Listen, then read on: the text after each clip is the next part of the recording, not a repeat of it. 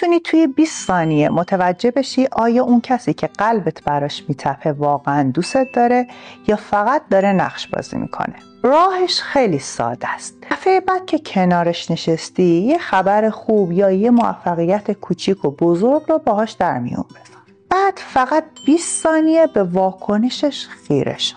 نه به کلماتی که میگه، بلکه به چیزی که بدنش، چشماش و قلبش نمیتونه پنهان کنه توجه کن. به چشماش نگاه کن. آیا واقعا برق میزنه؟ آیا مردمک چشماش داره گشاد میشه؟ این واکنش ناخودآگاهه که نمیشه جلش کرد. به بدنش توجه کن. آیا به سمت تو خم میشه؟ انگار که میخواد توی لحظه خوشحالیت سهیم بشه؟ و از همه مهمتر، آیا سوالای بیشتری درباره موفقیتت داره میپرسه یا سریع موضوع رو به سمت خودش میکشونه؟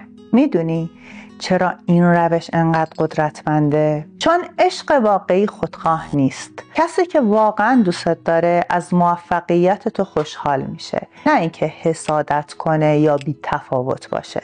روانشناسا بهش میگن شادی همدلانه.